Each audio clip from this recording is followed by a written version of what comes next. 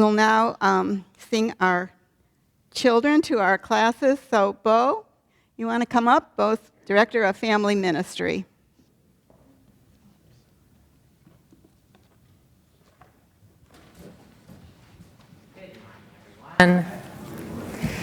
Today in our RE classes, for the most part, we are focusing on love and creating some Valentines for some special members in our congregation. But we are also prepping for our trip to Mount Zion next Sunday, as well as continuing to explore Hinduism in our middle elementary class. So for those of you who are on our aisles, if you will please rise in body or spirit and form an arch for our children, we will sing them to their classes.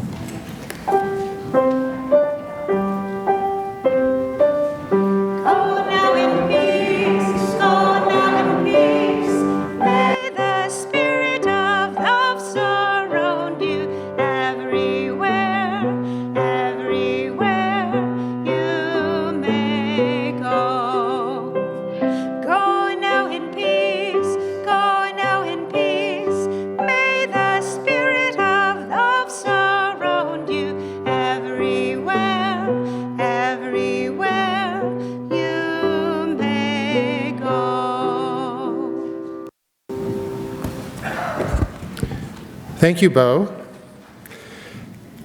Now we'd like to welcome and acknowledge those of you who are visiting with us this morning.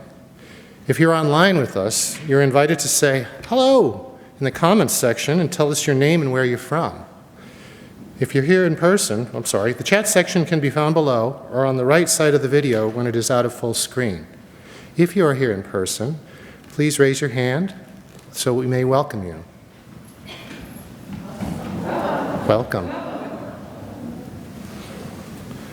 Welcome, everyone. We're glad you're here with us today. We'll now receive the offering, which today goes to Center Valley Animal Rescue, which is a unique and much-needed resource in our community. For 20 years, CVAR has provided sanctuary and rehabilitation for domestic and wild animals. And they captured a coyote, or they did not capture, they brought a coyote out of the express clinic at the hospital this week and released, saw the Facebook video yesterday, healthy and well. So I'd like to welcome Kate Fowler up to share some information about this organization.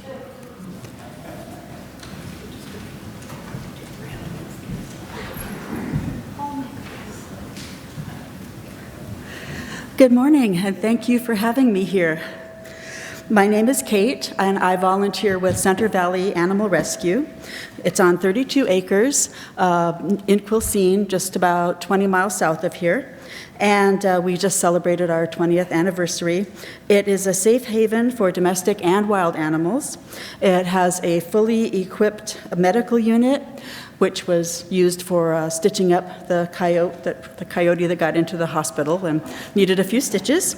And then she was released so she could rejoin her pack after an overnight stay. We offer low-income community members reduced cost or free spay-neuter services, vaccination clinics, and we have a pet food bank.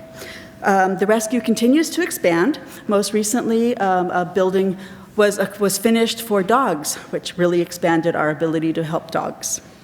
And of course, the goal is to rehome every domestic animal and release every wild animal. But every animal has a home at CVAR for as long as they need it. So what is CVAR really like? I describe it as organized chaos. There are so many moving parts, and each of those parts needs to be fed and watered and cleaned up after. And you never know when a bear will be brought in for an x-ray, or an orphaned mountain lion will find her way into an empty stall, or a coyote will wander into a hospital. Beyond basic animal care, CVAR helps educate the community. During baby season, spring and summer, the office fields many daily calls about fawns. Just so you know, if they're lying curled up and their ears are upright, they're okay.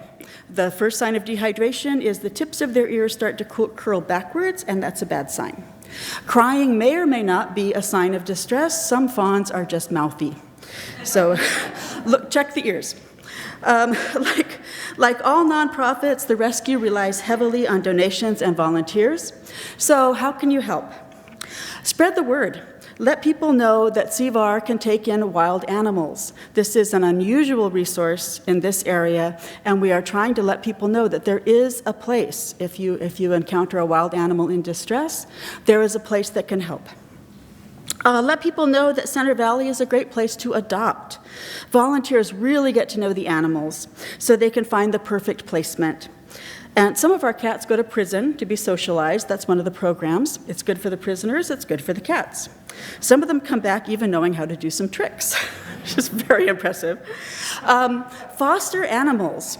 Often we get floods of animals. When a puppy mill is shut down or when a hoarding case, when animals are removed, we get so many animals all at once. And fosters make it possible to take them in.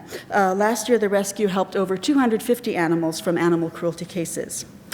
Support legislation to make it easier to remove animals from neglect or cruelty. It's a long, laborious process, and in the meantime, while this process is dragging on, the animals are still not being cared for.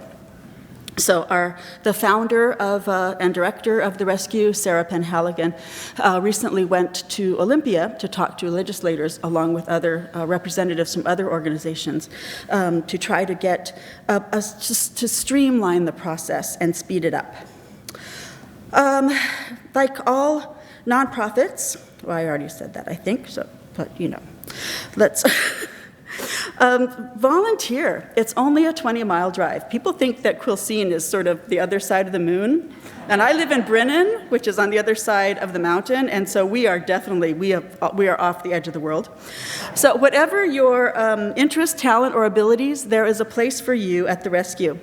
I started on the outdoor crew taking care of horses. I was comfortable with horses because I had some when I was a kid. And then I did lateral promotions into cleaning up after donkeys, mules, cows, goats, sheep, llamas, alpacas, rabbits, pigs, chicken ducks, geese, emus, and guinea fowl. I'm not a big fan of guinea fowl. They smell weird, and the screaming really gets on your nerves. But all the rest are great. And I have to put in a plug for the outdoor crew. We're the cool kids, I think, because we're out there in all weather, and we're just kind of, we rock. So if you think about volunteering, outdoor crew. The indoor crew would be very mad to hear me say that, so don't tell them I said that. And of course, your donations make it all happen. Thank you so much for thinking of Center Valley Animal Rescue.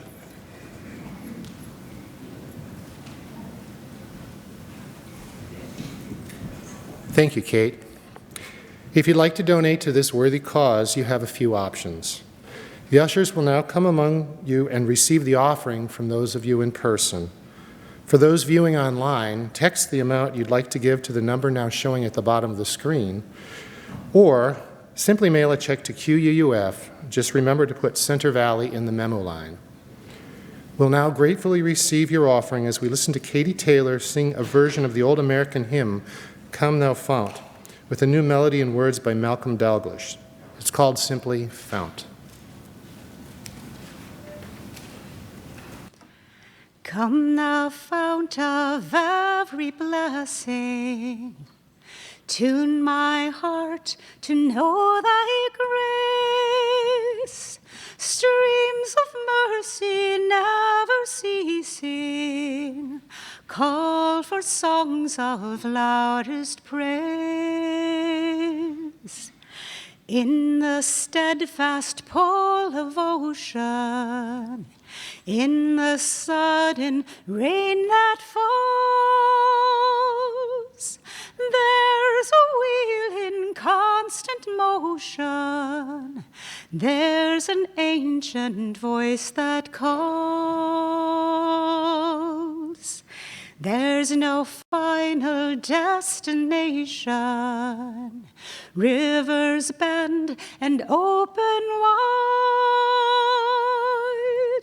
elements of all creation join the never-ending tide. Teach me some melodious sonnet, sung by flaming tongues above, to praise the ground we walk upon it, ground of thy redeeming love. There's no bring our lives and souls together here on earth where we do roam, benefactors of a treasure, make us worthy of our home. Come, thou fount of every blessing, tune my heart to know thy grace. Streams of mercy never ceasing, call for songs of loudest praise.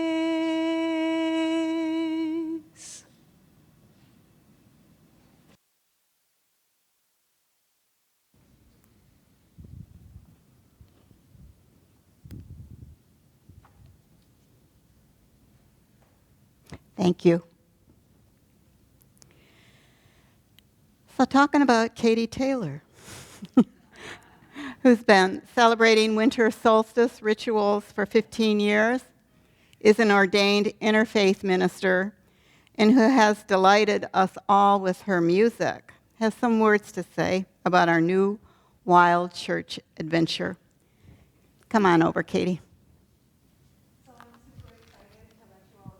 The QUF is sponsoring a wild church gathering once a month starting on the 25th of February, so in a couple weeks on a Saturday. So it'll be the fourth Saturday of every month from 10 to 11:30 in the morning at Fort Townsend Park. And the idea is to bring the wild into our lives a little more. So I wrote about my process of coming to Wild Church in the blog this week. If you want to know more, you can read there. There's an event listing online, and hopefully you all got a flyer about Wild Church. Basically, the way this got started is Rev Kate and I got turned on to this idea and read this book last summer, and then a group of us here at QF got together to talk about it. Virginia Nixon, Sherry Maddow, Susan Levitt, Dave Covert, and Reverend Kate. And then I got trained to guide Wild Church. So I'm just super excited to be able to start offering this. The way it'll go is we'll meet under a big Doug fir, and there'll be some opening words and sort of gathering, maybe a song or two, short and easy. And then we go off. The main part of the gathering is we go off to wander in the beautiful wilds at Fort Townsend. There are paths, there's lots of beauty and places you can just wander. And the idea is to have your own experience of being in the wild. Nobody telling you what it's supposed to be. Maybe I give you a few prompts for things that might lead you, but it's totally about your experience. And we come back, and if we want to, there's time to share what your experience was, and then we go back and bring whatever it was that we experienced into our lives. So I'm super excited to share this with you. If you have any questions, feel free to email me or call me. My contact info is all over the place. If you know that you want to be part of this, do let me know so I can add you to the email or phone list, because that way if anything ever changed, I'd be able to tell you, don't go out to Fort Townsend, we're not going to be there this week. So do let me know if you want to be on that list. I won't send out a lot of information, probably just once a month reminding you that it's coming, unless there's a change. So please talk to me afterwards if you have any questions. I'm happy to share this with you.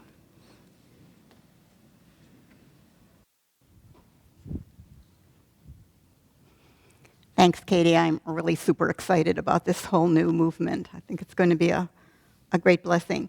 And Hillary Rosen has an announcement for the Healthy Community team.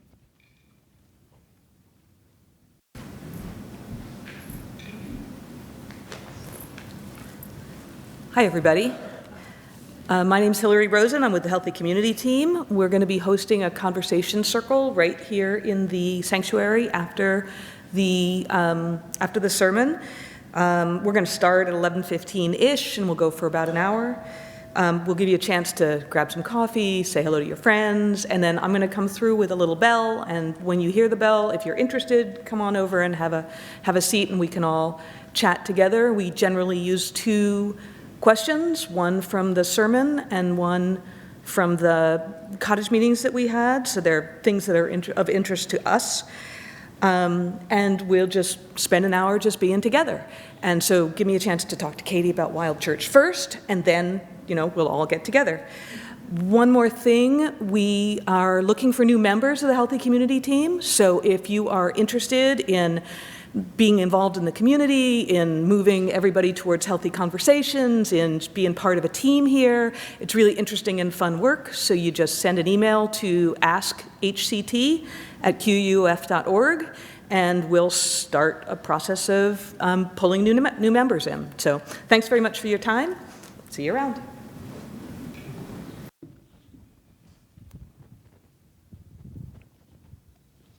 Thanks, Hillary. The newcomer outreach team lets us know that today and the second Sunday of each month, the UU Cafe is held from 1 to 3 p.m. in the Fellowship Hall. Anyone with questions about Unitarian Universalism, QUF, or how to become a member is invited to join this informal gathering for discussion and light refreshments. Is that going to be, that'll work? Yeah, okay. Joys and sorrows.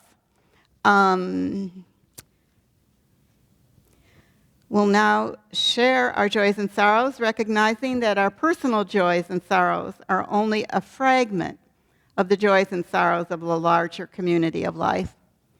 And thus we place this first stone, thinking in particular of all those in Turkey and Syria who have lost family and friends and livelihood to the earthquakes.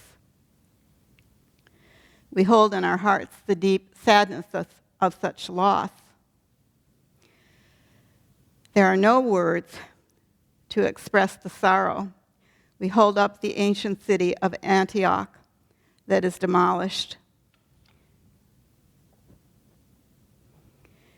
And now within the Port Townsend community, we mourn with family and friends of Pat Perot, who died at the age of 90.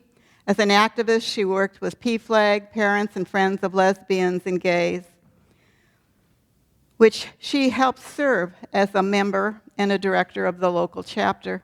In Port Townsend, Pat championed resources and education for the community and for gay youth in particular. She wrote a column for the Port Townsend Leader on gay rights called Straight Talk and was active with the Human Rights Council in Port Angeles. Pat lived a just life. And QUF sponsored many of the PFLAG meetings and incubated the start of a local pride organization right here many years ago.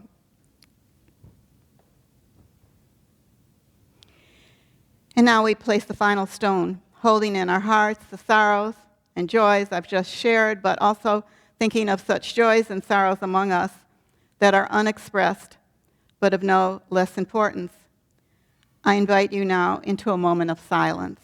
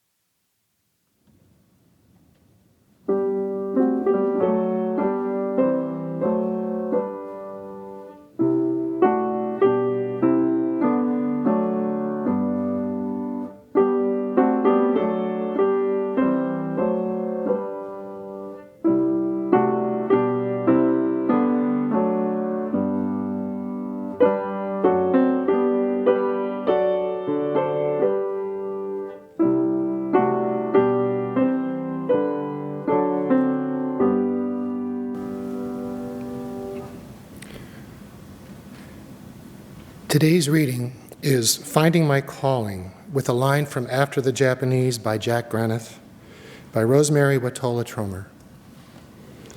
A warm March day, and the blue sky slips itself into the list of things to do. And I would have to be deaf or just plain stubborn to not hear the call to play outside. And damn, but I'm stubborn. So the world sends a bobcat, a red-tailed hawk, and a whole herd of elk to the yard. What's a busy woman to do but surrender? I don't. Head down, I get the work done. I put on the blinders of responsibility until a poem says to me, "You do the right thing, citizen," and my chest pounds in urgent code. That means you. And I put down the work and walk into the day to do my duty, which is to meet the world that will never send an email, the world that will never knock, will never call, but will always say, "Welcome, citizen, welcome." Our special music today is a Layer song called "We Are a Forest," sung by Katy Taylor, Pat Rodgers, and Kristin Smith.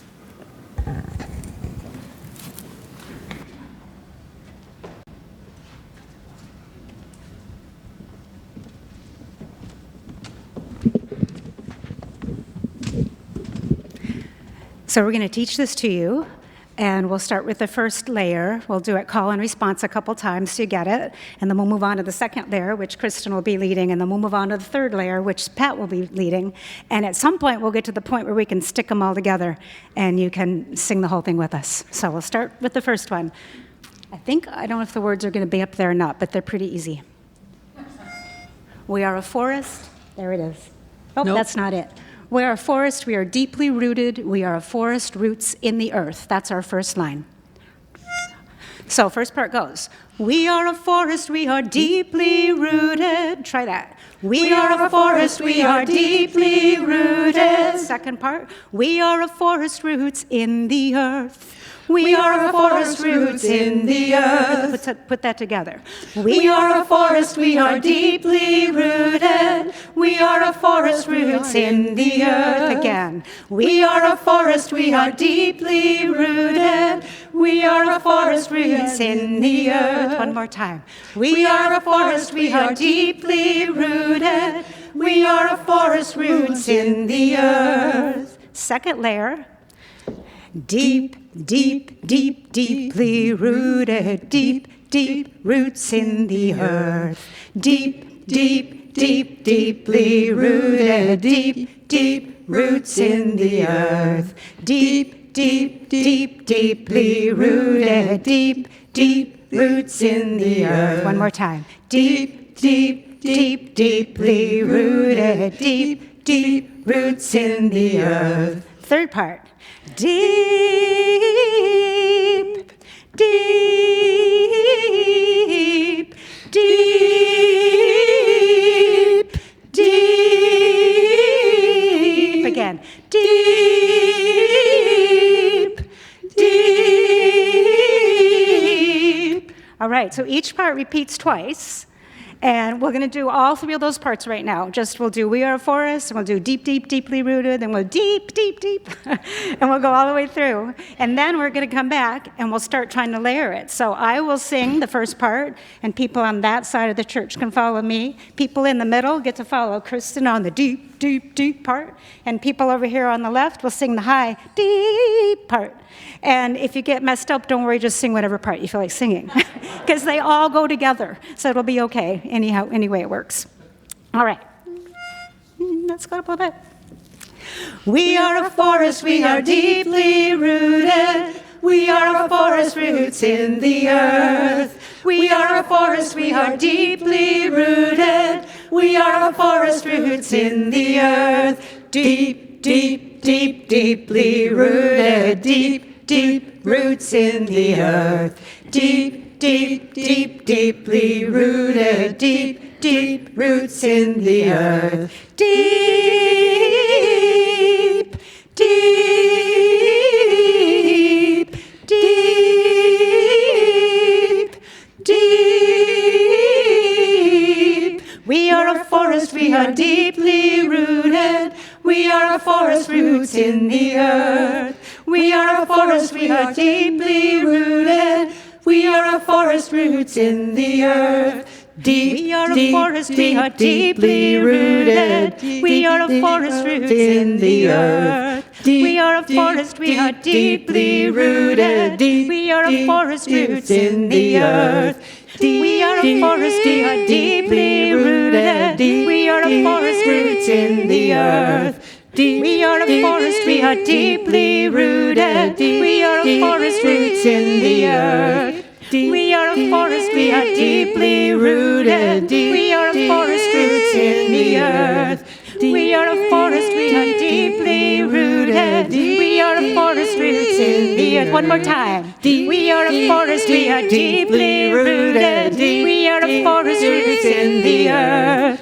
We are a forest, we are deeply rooted. We are a forest roots in the earth. Nice.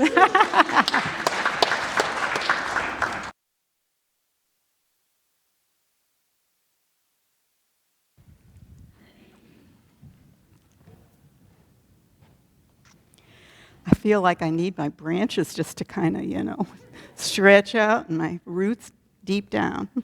Thank you. We speak about diversity and inclusion of others as part of our identity here at QUUS. So what about diversity in the way that we gather or create fellowship within this community or with the earth that is surely part of us?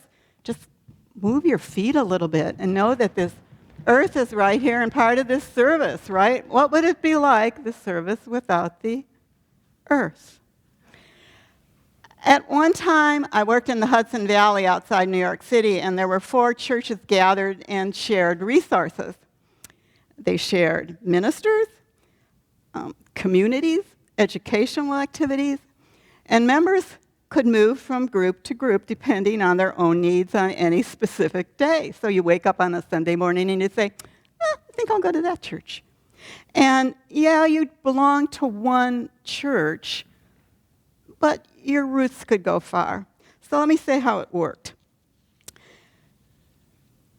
If a minister came on a period where they wanted to go outside, they'd say, could I swap and be part of this church? Another one, and you did this every week. We would gather and say, where did we want to go? Well, one community was very formal during Sunday worship. The minister was center. There was very little interaction. And if you cared to be by yourself, well, that was the place to go. Another was filled with children, lots of noise, things always changing, lots of interaction. Everybody sang. I mean, the place almost fell down every time people opened their mouths. And if you wanted to be part of a creative, fun, worship, a loving service, you'd go there. Another was West Point, and this was filled with young men and women who needed space from the rigors of their training. So they would gather.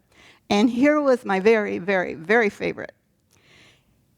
It was with the Spanish-speaking immigrant community who worked in the fields, and some of them lived permanently in the valley. The service was relaxed and was often in the wild beauty of the Hudson Valley. And there'd always be children tumbling and dogs wagging.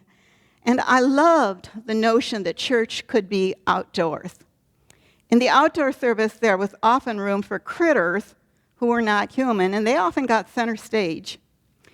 And since it was in apple country, there were plenty of apples. And, kids would go over and pull apples off the tree, and it was part of the community, right in the service.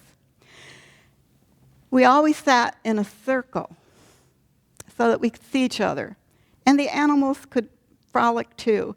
I always felt that whatever we call the divine, it was larger than the walls that contain us. Yes, there are churches that try to bring the outside into the building, but it's difficult. Would you bring a horse into our sanctuary? A snake? A large cluster of Douglas firs? What would you do right now with the person sitting next to you?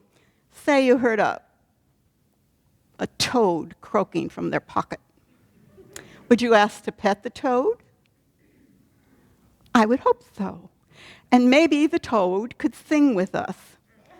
You know, I had a teenager when I was serving in the Rainier Valley. A teenager brought her horse to church one Sunday, and she wanted to bring it in. You know how it is at the beginning of a service, where you're trying to figure out everything, you know, candles. I said, horse? It was a very small community, and I said, could we tie the horse to the door of the church so the horse could see the service, and if wanted to interact, the horse could? She said, oh, that'd be good enough. So we left the door open. Then the horse and the community were not separate. And actually there was talking back and forth, neighing and talking, and, you know.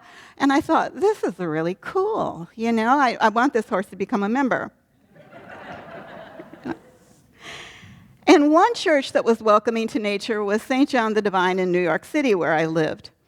It's the largest Gothic cathedral in the world, and there is space to bring in non-humans. And I've seen the cathedral body filled with trees, with an elephant, yes, an elephant, hawks, and yes, a horse right in the body. So if there's room, come on in. But for many churches, that means a head shift.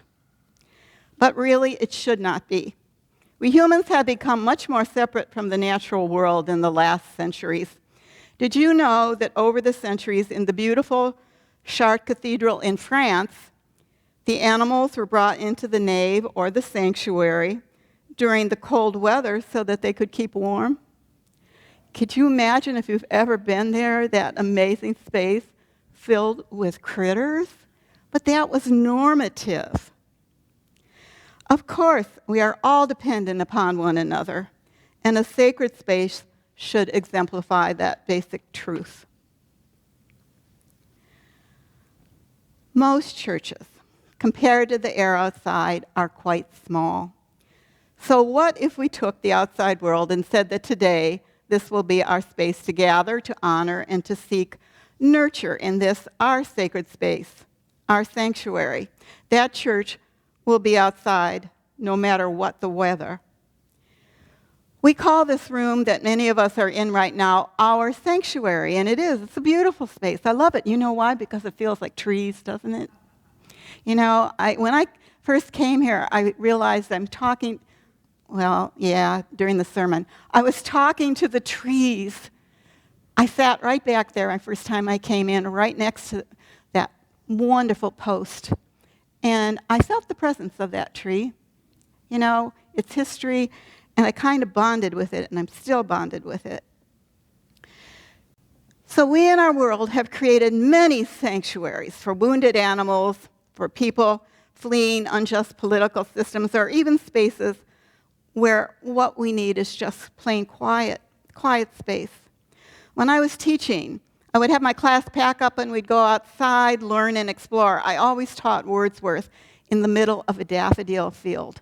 Just picture that. You know, we would just, I can't even tell you that the daffodil field would go all the way down to the road and back. And we would just sit in it and read the poetry. So my question is, what is the classroom anyway? And what is a church anyway? We here at QUF are starting a new program called Wild Church. It is an option for some of us to gather and celebrate outside, to seek sanctuary, to mingle with the critters, the plants, and the weather. And the weather. So when we get up and it's raining, we say, put on a raincoat. You know, what is the rain going to teach and speak to me today? What is that? What am I going to learn? To receive what is given in the natural world. As you heard Katy, you know, she's going to be organizing this, and I am so excited. So let's look at several words before we talk about specifics. The first word is sanctuary. The world as sanctuary. Sanctuary means a sacred space where we can go for refuge. We come here on Sundays. Why? We don't come because, you know, we want to come here to see each other, to be together, to be in this space.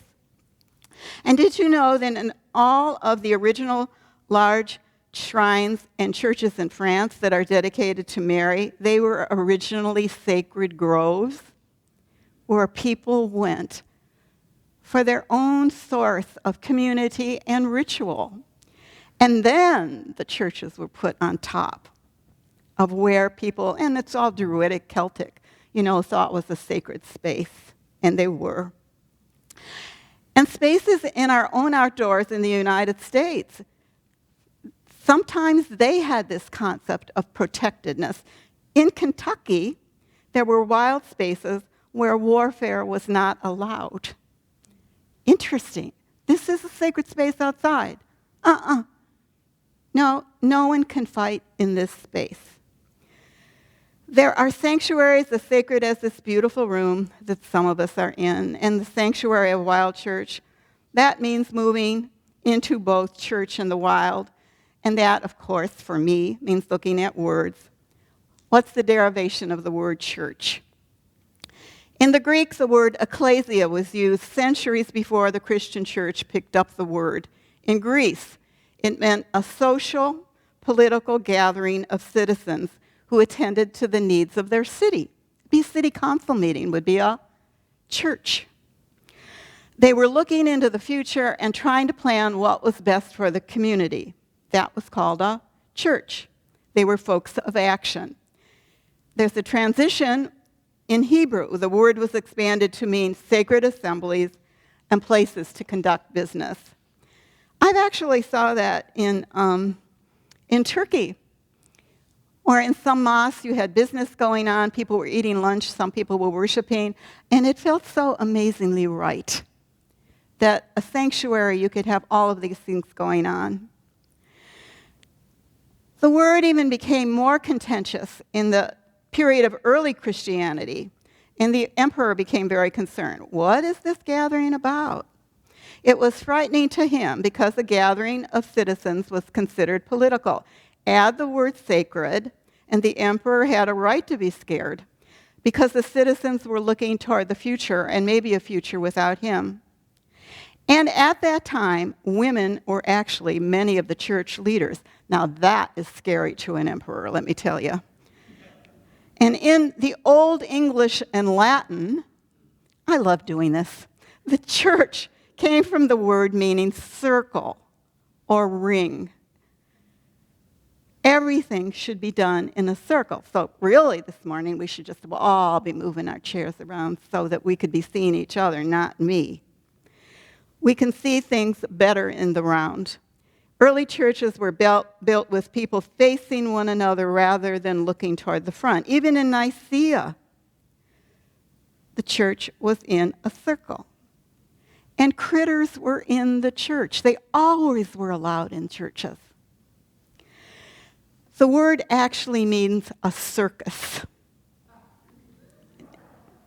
Think of it. When you go to a circus, it's a what?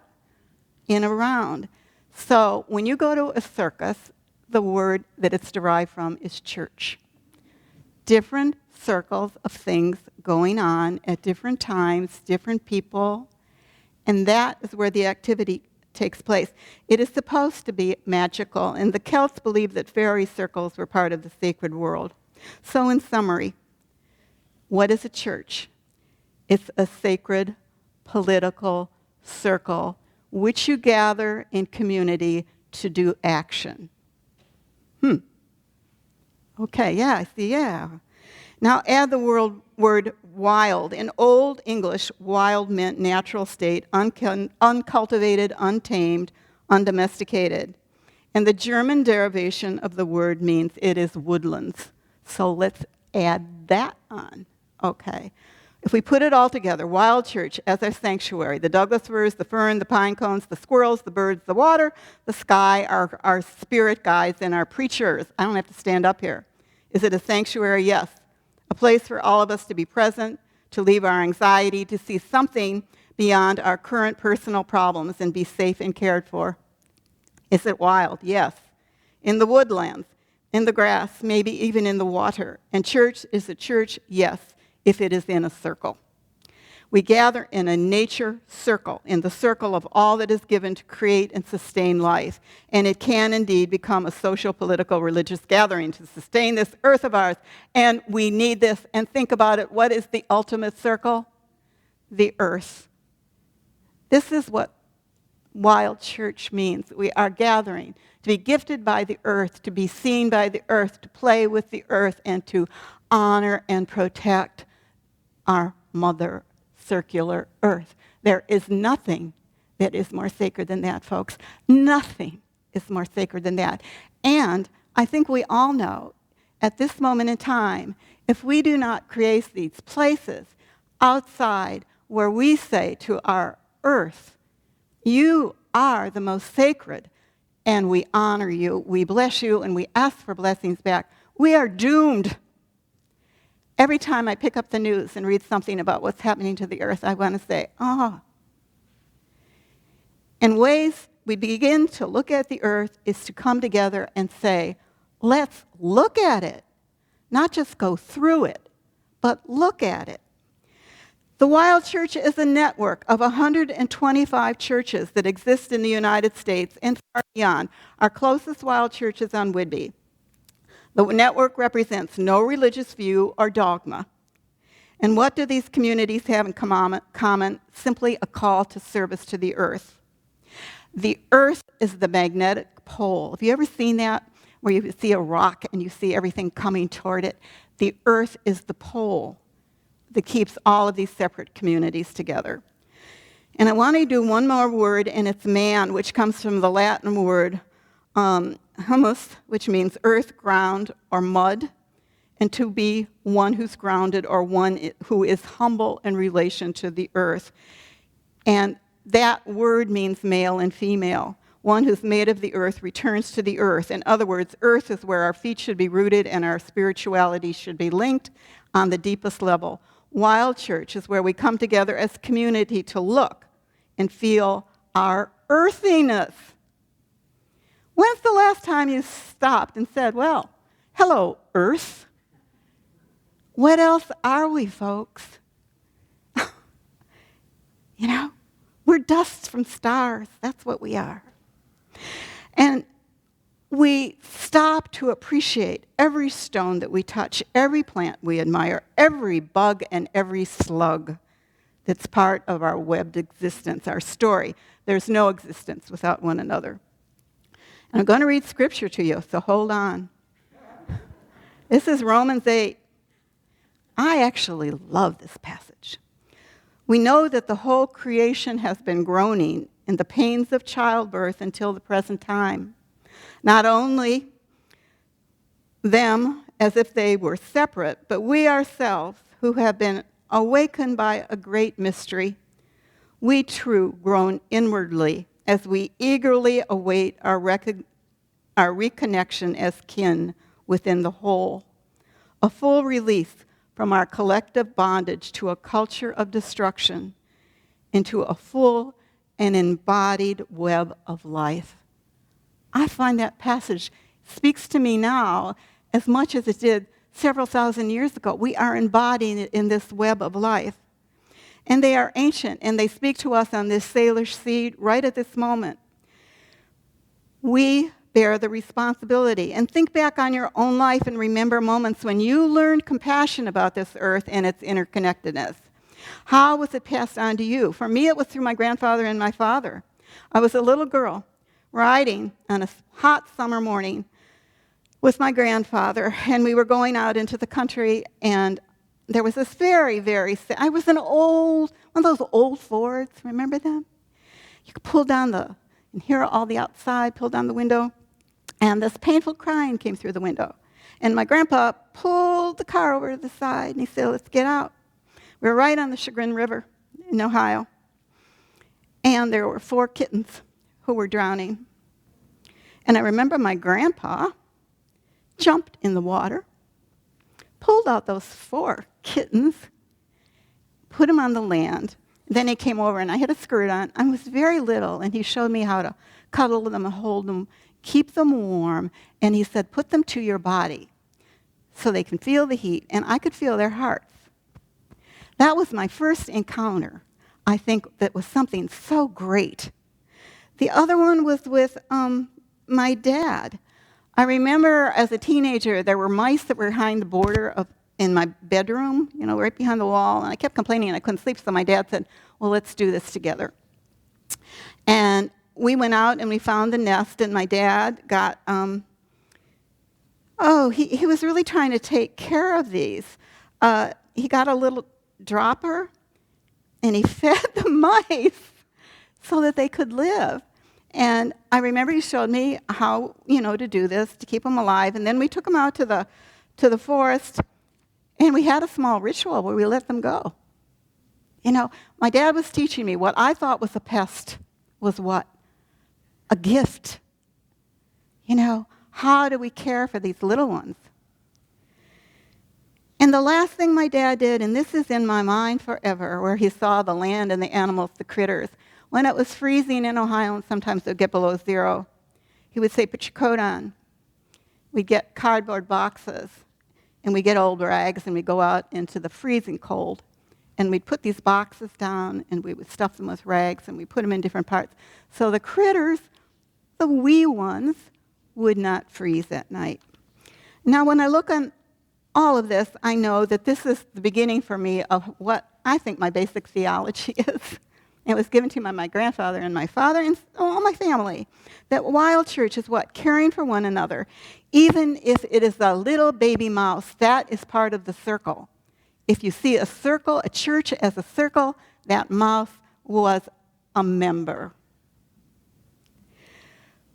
We QUF folks can join this growing movement, teaching the next generation that this earth is sacred, this earth is wild, and we humans do not have to dominate every other living creature. And this is a calling perhaps we choose to move into.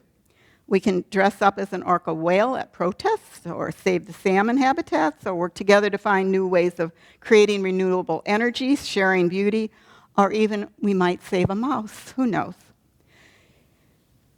Wild Church reminds us that we are a circle of life, and that actually God is mud. That was the title of my graduation paper in seminary. And some people raise their eyes at it. And I stand to this day, and I suppose you could take that title on many levels. But if the mud is not the creative source of the universe, then we really have to rechange our notion of God. It is what sustains us and holds us. And once our consciousness knows that there is really no other, there's no dualism, that the divine is here right in this world, then we can see, as Julian of Norwich did, that one small hazelnut holds the whole universe in it.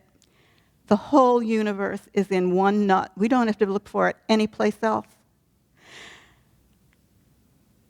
And Julian really felt that the hazelnut was like the ball of the universe. And she said, looking at that hazelnut is why I was made. And she said, if this hazelnut, and I can make it, and the human community can make this hazelnut live together, I will try, for this hazelnut is loved by God. Now, some of you have a problem with the word God, but in this church in the wildness, we can call that word God whatever we choose to, right?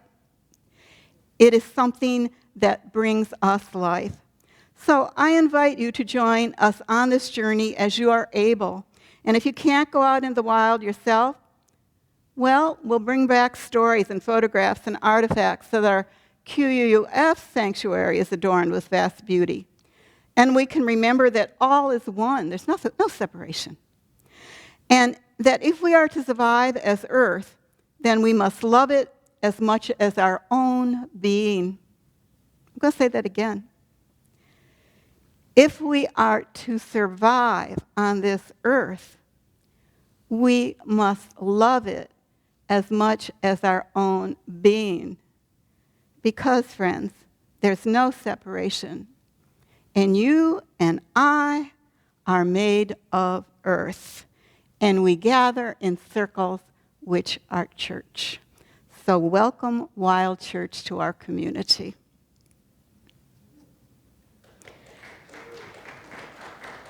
Thank you.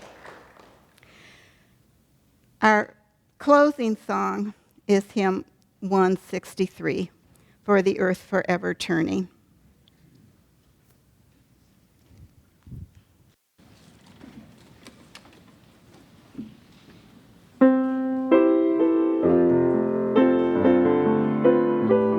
Please rise in body and spirit.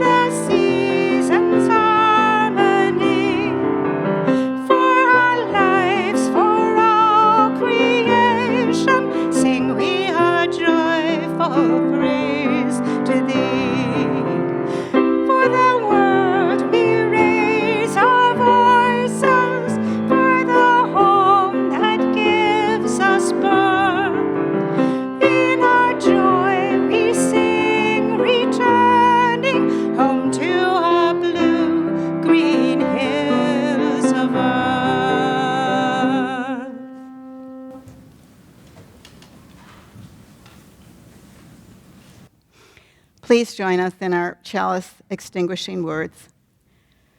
We extinguish our flame, but not the light of truth, the warmth of community, the fire of commitment, or the power of transformation.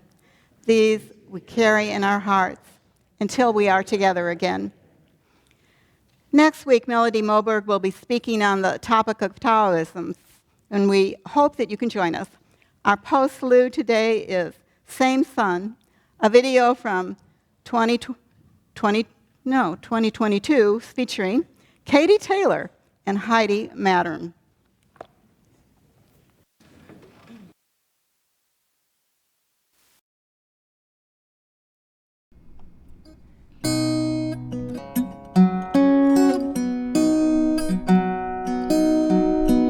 Everything grows under the same sun.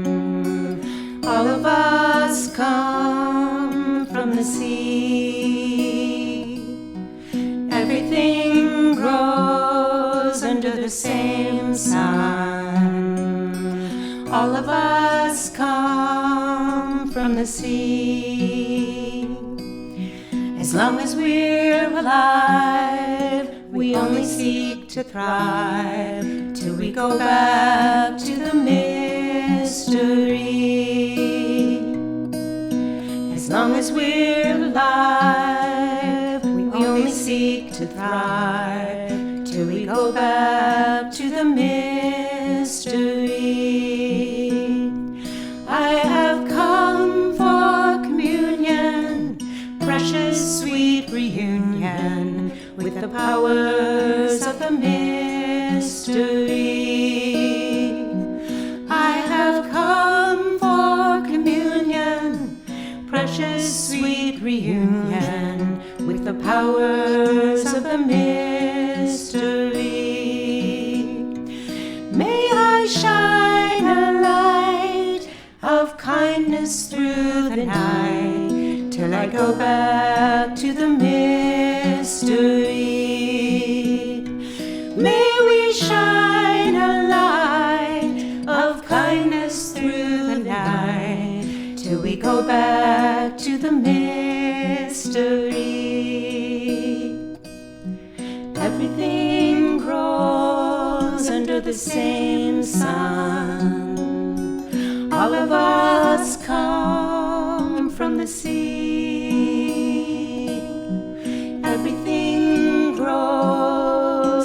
same sun. All of us come from the sea. As long as we're alive, we only seek to thrive till we go back to the mystery. As long as we're alive, we only seek to thrive till we go back to the mystery. I have come for communion, precious sweet reunion with the powers of the mystery. I have come for communion, precious sweet reunion with the powers of the mystery. May I shine a light of kindness through the night till I go back to the mystery. May we shine a light of kindness through the night till we go back to the mystery. Till we go back to the mystery. Till we go back to the mystery.